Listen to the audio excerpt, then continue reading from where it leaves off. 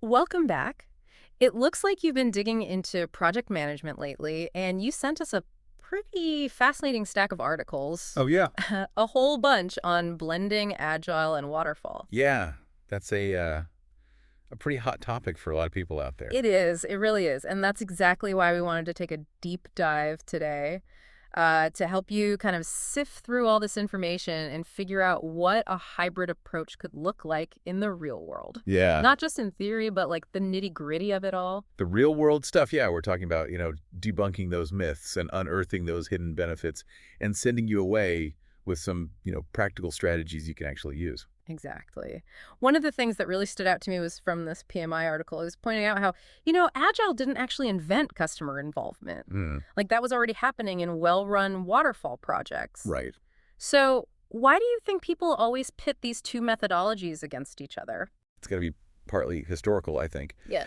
Waterfall, it had its time in the sun, but honestly, there's some pretty epic fails out there. Oh, yeah. Projects, missing deadlines, going way over budget, and not delivering what the customer actually wanted. Yeah, you hear the horror stories. Right. And those really bad mishaps, they gave the whole methodology a bad name.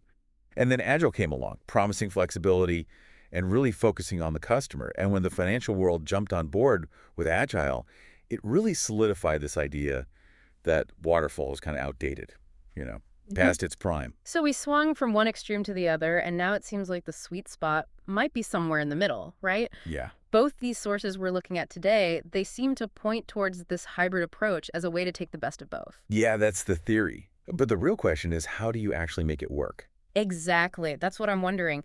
This example from the sixsigma.us article really caught my eye. It talks about this telecommunications company. Hmm. They were using Waterfall for their hardware development, but Agile for the software side. And it kind of seems counterintuitive, but it sounds like it worked for them. So how do you even start to figure out something like that? Well, the first thing is you have to resist that urge to just jump right into picking a methodology. Okay.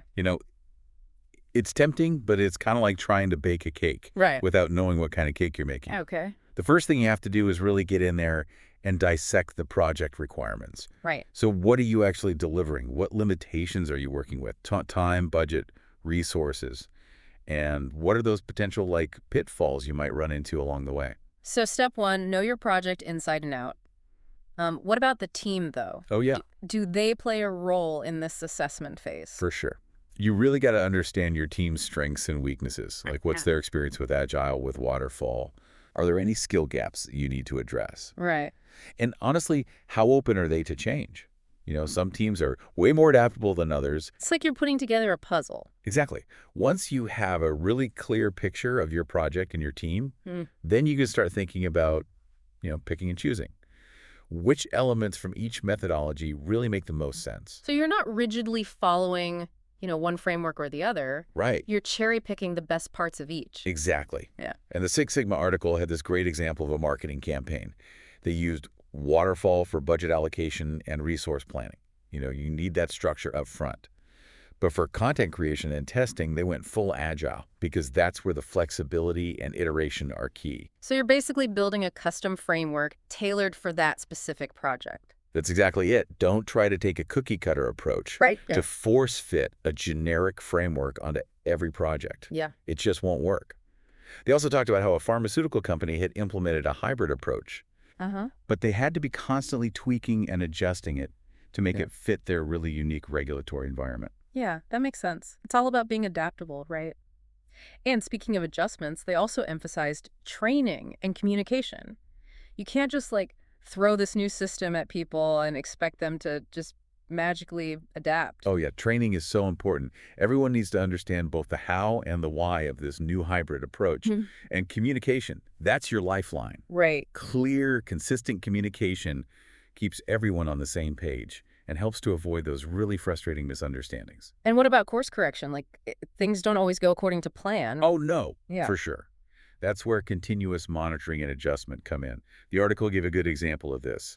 One company started with a 70-30 split between traditional and agile methods, but then they actually ended up shifting to a 50-50 split based on the early results. Interesting. Yeah, they were flexible and willing to change and adapt, and that's really key in a hybrid environment. Yeah. Flexibility is so important, especially when you're dealing with, people. And speaking of people, that brings us to one of the big challenges that the Six Sigma article brought up, resistance to change. Oh, yeah. How do you deal with that? Because people can be pretty set in their ways. It's definitely a huge hurdle. Right. And you're right, people can be really resistant to change. That's where having a good change management plan comes in. Uh-huh. You need a really solid plan to address those concerns and get people on board with this new way of working. I imagine that's easier said than done. Do you have any tips from your own experience? One thing that's worked really well for me is starting small. Pilot projects are a great way to actually demonstrate the value of using a hybrid approach. Yeah. You can pick a low-risk project, find a few people who are open to trying something new and see what happens. And if you can show tangible benefits that can really help build momentum and win over those people who are maybe a little more skeptical. So start small, build those early wins. What else? Don't underestimate the power of a clear roadmap. People need to know what to expect. Create a transition plan, something that clearly outlines how you'll be introducing those hybrid elements while still keeping some of those familiar workflows. It's all about finding that balance. Yeah, you don't want to overwhelm people with too much change at once. Right. It's all about bridging that gap from the old to the new. Exactly. And always remember, there's no one-size-fits-all solution. Yeah. Every organization, every team is different. So you need to tailor your approach to fit your specific context, just like that pharmaceutical company we were talking about earlier. Okay. So we've addressed resistance to change, but there's something that really stuck with me from that PMI article. It was talking about how some agile implementations actually devolve into a series of mini waterfalls, which is kind of ironic, isn't it? It is. Yeah. It really is. And it happens more often than you might think. Yeah. Teams will slap an agile label on a process that's still fundamentally waterfall. So they're going through the motions without actually embracing those underlying principles. So how do you avoid falling into that trap? How do you make sure you're truly getting the benefits of both methodologies? It comes down to a deep understanding of both agile and waterfall principles. You need to know what makes each one tick, and more importantly, where they complement each other. The PMI article made a really good point about the product owner's role in a hybrid environment. They have to understand that flexibility goes both ways. Right. If something can't be delivered in a sprint, it moves to the next one. Right. You can't just force it in and completely disrupt the timeline. Makes sense. It's about being pragmatic Yeah. and recognizing that sometimes you need to adapt the process to fit reality. And it really highlights the importance of that clear communication and setting expectations from the very beginning. Absolutely. Yeah. Everyone needs to be on the same page about how the hybrid approach will actually work. What are the decision-making processes? How will we handle any changes in scope? What communication channels will we be using? You have to lay that groundwork really early on. All this talk about communication and expectation setting, it makes me think about another crucial element, and that's psychological safety. Oh, that's a great point. You can have the perfect hybrid framework in place, all the right tools, a great team culture. Yeah. But if your team doesn't feel safe speaking up, sharing ideas, or even admitting mistakes, the whole thing can fall apart. It's like building a house on a shaky foundation. Exactly. Psychological safety, it's so important for any team, but it's even more important in a hybrid environment where you're asking people to navigate all this complexity and ambiguity. Absolutely. So how do you even begin to create that kind of environment where people feel respected and valued and heard? Right. And they're not afraid to, challenge things or try new things. It all starts with leadership. Leaders need to set the tone and model that behavior that they want to see. They need to be approachable, open to feedback, and willing to admit when they don't have all the answers. That vulnerability is so powerful. It is. It shows that it's okay to not be perfect. It's okay to make mistakes and ask for help. That kind of vulnerability from leaders, it really creates a ripple effect throughout the team. And that ties right back into what we were talking about earlier about communication. Yeah. Open and honest communication. It's really at the heart of psychological safety. Absolutely. And it's not just about talking. It's also about listening. Really listening to what your team members are saying, understanding their perspective, acknowledging their concerns. So it's about creating a space where everyone feels comfortable contributing no matter what their role is or how much experience they have. Exactly. And that's the kind of environment where innovation thrives. Which kind of brings me back to something we talked about before, this whole idea that Agile is just inherently more innovative than Waterfall. Right. Like it's the magic bullet. Exactly. And I think that's just a misconception. As we've seen, a lot of those so-called agile innovations were already present in well-executed waterfall projects. The difference is that agile just emphasizes those practices a lot more.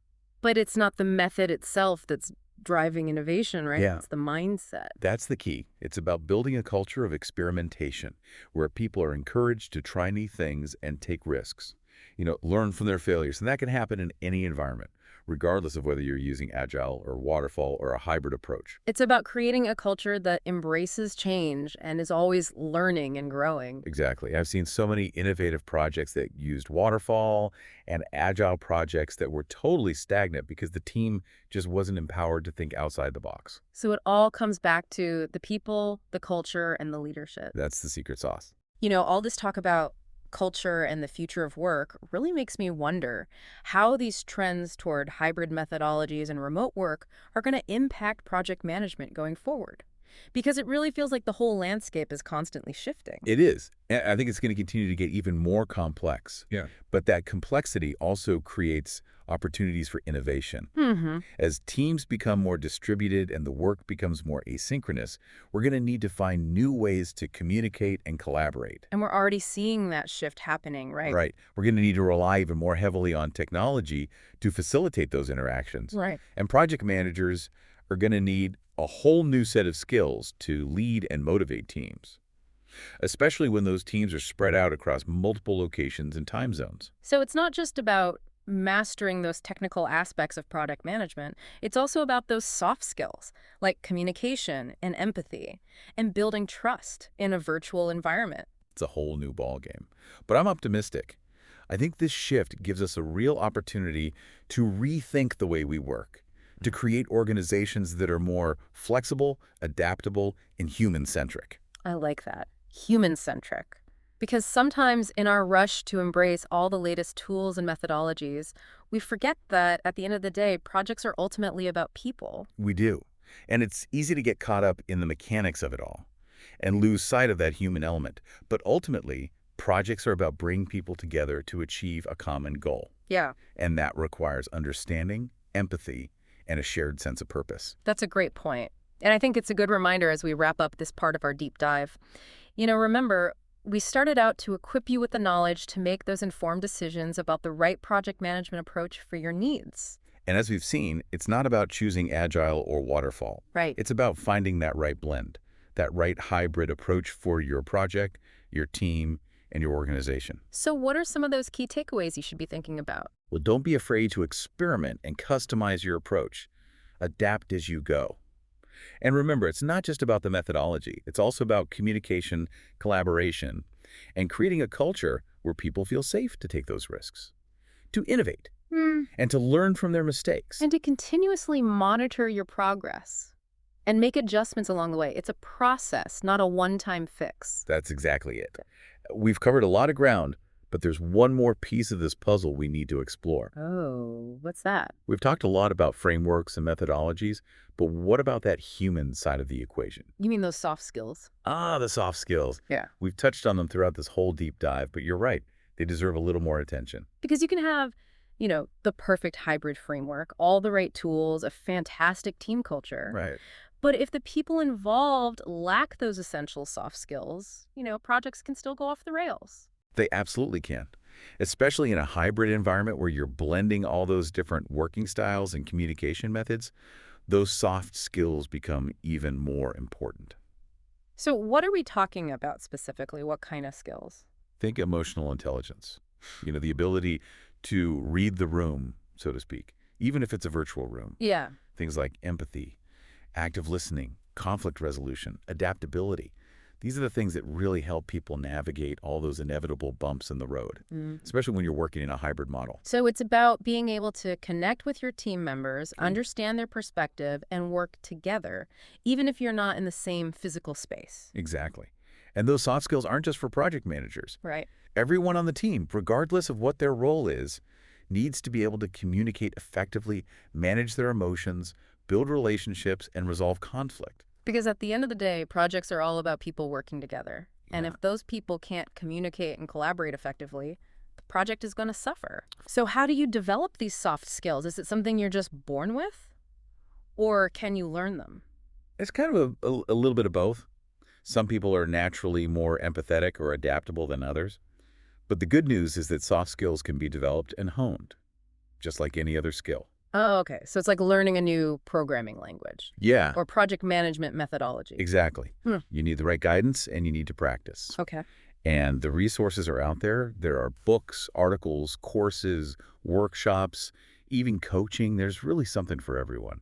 And in today's world where it seems like automation and technology are taking over so many tasks, those uniquely human skills, Yeah. they're becoming even more valuable. They are. They're what set us apart. Yeah. And they're what will enable us to build those really collaborative, innovative, high-performing teams. And ultimately that leads to successful projects regardless of what methodology you're using.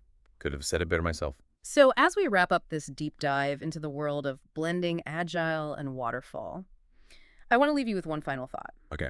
I'm listening. We've spent a lot of time talking about the how, the frameworks, the tools, the techniques. But the why is just as important. You're right. The why is really what gives our work meaning and purpose. Exactly. So as you embark on your own hybrid project management journey, take some time to reflect on why you're doing the work. Why is this project so important? What impact do you want to have? What values are guiding your decisions? Those are great questions. And by connecting with that deeper why, we can not only deliver successful projects, but also create more fulfilling work experiences for ourselves and our teams. I think that's a perfect note to end on. I agree. Thanks for joining us on this deep dive into the world of hybrid project management. We hope you found it insightful and maybe even a little inspiring. Until next time, keep learning, keep growing, and keep diving deep. We've talked a lot about frameworks and methodologies, but what about the human side of the equation? Those all-important soft skills. The soft skills. Oh. We've kind of touched on them throughout this deep dive, but yeah, they definitely deserve their own spotlight. Because you can have, the perfect hybrid framework, all the right tools, a fantastic team culture. Right. But if the people involved lack those essential soft skills, projects can still go off the rails. Absolutely. Especially in these hybrid environments where you're blending all those different working styles, communication methods, those soft skills become even more crucial. So what kind of skills are we talking about, like specifically? Think emotional intelligence. That ability to read the room, so to speak, Yeah. even if it's a virtual room. Yeah. Things like empathy, active listening, conflict resolution, adaptability. Those are the things that help people navigate those inevitable bumps in the road, especially when you're working in a hybrid model. It's about being able to connect with your team members and understand their perspective and actually work together, even when you're not in the same physical space. You got it. And those soft skills, they aren't just for project managers either. Right. Everyone on the team, no matter what their role is, needs to be able to communicate effectively, manage their emotions, build those relationships, and resolve conflict. Because at the end of the day, it's all about people working together. Yeah. And if those people can't communicate and collaborate effectively, the project is going to suffer. Oh, for sure. So how do you develop these soft skills? Is this something you're just born with, or can you learn it? It's a little bit of both, honestly. Yeah. Some people are just naturally more empathetic, more adaptable than others. But the good news is that soft skills can definitely be developed and honed, just like any other skill. So it's kind of like learning a new programming language Yeah. or project management methodology? Exactly. You need that guidance and you need to practice. Okay. And those resources are out there, books, articles, courses, workshops, even coaching. There's really something for everyone.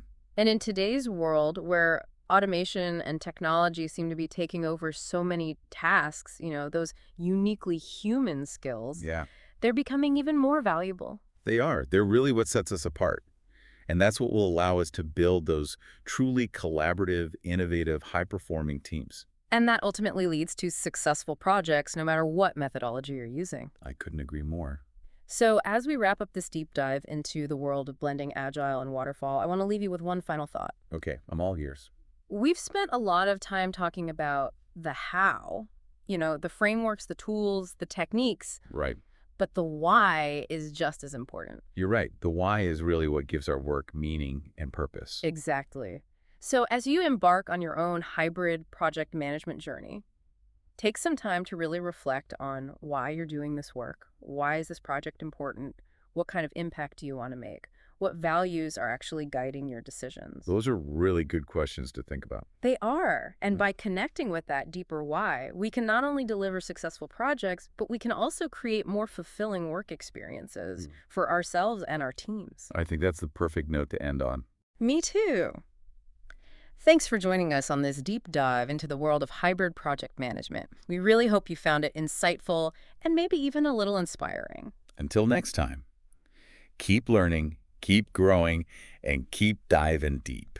We've talked a lot about, frameworks and methodologies. Right. But what about the human side of all this? Well, Those all-important soft skills. the soft skills. Right. Yeah, we've touched on those a bit throughout our deep dive, but they really deserve, their own time to shine. Yeah, because you can have the perfect hybrid framework in place, all the right tools, even a fantastic team culture. Yeah. But if the people involved, they just don't have those essential soft skills, projects can still fail. They absolutely can. And especially in these hybrid environments where you're blending those different working styles and communication methods. Yeah. Those soft skills become even more critical. Yeah, I can see that. So what kinds of skills are we talking about specifically? Well, think about emotional intelligence, like being able to read the room, even when it's a virtual room. Right. Things like empathy and active listening, conflict resolution, adaptability. Yeah. Those are the skills that help people navigate those inevitable bumps in the road that always come up, especially in a hybrid model. So it's all about being able to connect with your team members, really understand their perspective, and be able to work together even when you're not in the same physical space. Exactly. And those soft skills aren't just for project managers either. Right. They're for everyone. They are. Everyone on the team, no matter what their role is, they need to be able to communicate clearly, manage their emotions well, build strong relationships, and know how to resolve conflicts. Yeah, because at the end of the day, projects are all about people working together. Right. And if those people can't communicate and collaborate effectively, the project is going to suffer. Absolutely. So how do you develop these soft skills? I mean, is it something you're just born with, or can you learn them? I think it's a little bit of both. Some people are naturally more empathetic, more adaptable. But the good news is you can develop and hone those soft skills just like any other skill. So it's like learning a new programming language. Right. Or a new methodology. Exactly. You need the right guidance and you need to practice. Yeah, makes sense. And the resources are out there. Yeah. There are books, articles, courses, workshops. You can even get coaching. There's something out there for everyone. And in today's world where automation and technology seem to be taking over so many tasks, it seems like those uniquely human skills, they're becoming even more valuable. They are. It's what sets us apart. And it's what's going to let us build those truly collaborative, innovative, high-performing teams. Which ultimately leads to successful projects, no matter what methodology you're using. I couldn't have said it better myself. So as we wrap up our deep dive into blending Agile and Waterfall, I want to leave everyone with one final thought. I'm all ears. We spent a lot of time talking about the how, right? The frameworks, the tools, the techniques, but the why is just as important. Yeah, you're right. The why is what gives our work meaning and purpose. Exactly. So as you go on your own hybrid project management journey, take some time to think about why you're doing the work. Why is this project important to you? What impact do you want to have? What values are guiding the decisions that you're making? Those are all really good questions to consider. They are. And I think by connecting with that deeper why, we can not only deliver those successful projects, but also create those more fulfilling work experiences for ourselves and our teams. I think that's a perfect note to end on. I agree. Thanks for joining us for this deep dive into hybrid project management. We hope you found it insightful and maybe even a little inspiring. Until next time, keep learning, keep growing, and keep on diving deep.